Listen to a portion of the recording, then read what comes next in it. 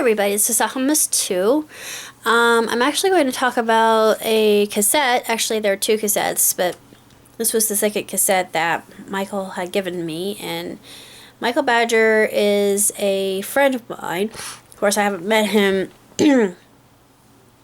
personally, but he had his own radio show. And he sent me a couple of cassettes with music that he had played. And honestly, it was all really good and pleasant music. A lot of it came from the 40s and the 30s and 20s and even the 50s and beyond that. But he likes to focus on 80s music because he feels like the 80s were one of the best decades ever. I think I slept through the 80s. I liked the 80s, but as far as decades are concerned, I'm more of a fan of the 90s. Just because it felt like the 90s were more innocent and more progressive.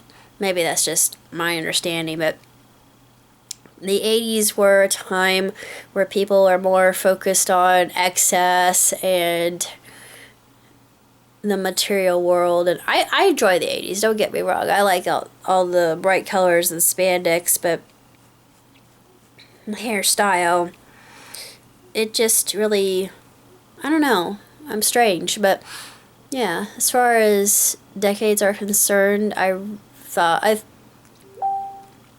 adored the 90s. The 90s was my favorite. But he said that's when sorry, thought I was almost over this thing. He said that it was a time when television was really starting to change and become less one-sided or informational, and it was more polluted with commentary, well, political commentary, more leftist propaganda than anything. It seems it's still pretty liberal, but of course, you know, I'm a conservative, and I do not associate myself with the Republican Party just because the Republican Party is a mess. I'm sorry. It just is. I thought, what happened to our party? It's, woo, yeah. It has gone completely berserk, and I do not wish to be associated with that imagery because people think, oh yeah, you're a Republican and you're a redneck and blah blah blah. No, I'm not. I am a moderate conservative. I agree with a lot of well, not all, but some liberal agendas. I'm not entirely on the left side, but I'm right in the middle. I guess you could say I'm independent. But there are a lot of things that I agree with according to the Democratic side, and I see the virtues in both parties. So I suppose you could call me independent at best, but more conservative but open-minded. I don't know how I would label myself. It is kind of like I'm in the smack dab in the middle, but I can see good points to both. Anyway, back to, I didn't think this was going to go into a kind of tirade, or commentary, but the the cassette was very pleasant, and I couldn't sleep last night. I don't know what my problem was. I guess I'm still adjusting to just the fact that the 19th is rolling around, and of course, of those of you who do not know me, April 19th, 2008 was the day that my mom died, and she died at 4:30 p.m. And of course, 2008 was one of the worst years of my life because not long after that we had a flood and we lost some particle board bookcases, and the floor was completely teak wood, so it buckled and it was ruined. We didn't lose that much else. We decided to make a kind of a stepway to the back porch or the backyard, and then I I thought I was going to die because I was having a lot of abdominal pain, and I didn't know where it was coming from. And of course, my next door neighbor was still alive, and my mother was a nurse, so I couldn't talk to her anymore. So I went to my next door neighbor, my surrogate grandmother, who's now since gone. But I went to her and I said, I don't know what's going on. And she said, it's probably best if you go see a doctor, as I was seriously thinking that I was going to die at 28. I had no idea what was going on.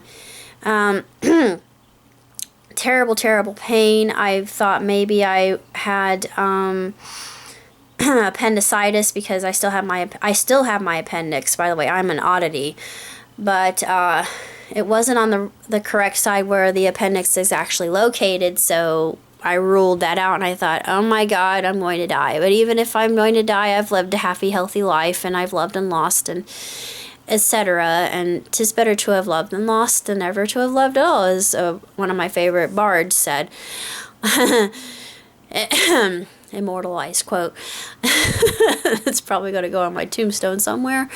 But I went to, well, I got to see Kung Fu Panda, and then that was when my pain became so excruciating that I had to go to the local hospital, which is nothing more than a way station and a Band-Aid station, a waiting room, and nothing more, unfortunately. I hate to disrespect it that much, but they figured out I had an ovarian cyst, and the cyst had gone away after they gave me the contrast, and they did a CT and everything, and they gave me medication, and I was fine, and I never had that problem ever again. But it was a wake up call for me at that point in time, and a lot of things happened. But that anniversary date's coming back, and I hate to think of it as something sad. It'll be. Actually, I think I'm going to get through it, but I've been able to get through it very well. But I'm more worried about Easter this year than I have about anything else. It's going to be bittersweet because I don't have either one of my parents. And it used to be every holiday, especially Christmas and Easter, were huge ordeals with my mom and my dad. But I'm sorry, I'm getting off track here. This was supposed to be a commentary on Michael's work, but Michael, he has a very calming quality of voice, and like I said, I couldn't sleep. So I listened to that last night, and it actually did help me go to sleep. And I also listened to Osmir as well. I know people are probably going to look at me funny, but I have had to have very positive response to that, and classical music as well. It'll keep me calm, cool, and collected. And I do refractory relaxation technique, which my mother taught me. It's been around for eons. It's something that has existed for quite some time. But Mr. Badger, he is just a gem of a guy, and I'm glad to have. I'm talking to him online. I haven't met him yet, but I'm glad that we struck up a conversation. He met me on YouTube. Well, met. Yeah, I guess it's a better verb than anything, and the best way to describe it. We haven't really seen each other in person yet, but I'm hoping that we will, because he's really been a help to me in keeping me motivated and keeping my faith strong, and I'm thankful for that. But I'm prayerful that if it's possible, I could be a part of his radio broadcast if he's able. I'm sure I'm not gonna say when he's able, not if, when he's able to actually get his radio back up and running. And I've always wanted to be on the radio. I've always wanted to be a voice actress, so it's one thing that I aspire to. And people have always said, "Oh, you would be absolutely sensational." I'm like, really? Well, maybe you see something that I don't. But I've always done voices when I was little. It was just something I did to keep myself entertained because I'm an only child. But yeah, I enjoy doing it, and I'm thinking that on the radio I would be able to convey a lot of good points and get a lot of good music out there, and just support the local arts and make people realize that my small town does have culture, unless I'm not gonna say my small town. Where I'm moving has culture. But that's pretty much all I got to say about that particular cassette, and I'm glad I had a chance to listen to it, and it did calm me down quite a bit and help me get through the night without too much trouble. So that's pretty much all I gotta say. So until next time, live long and prosper. Ciao, Tutti.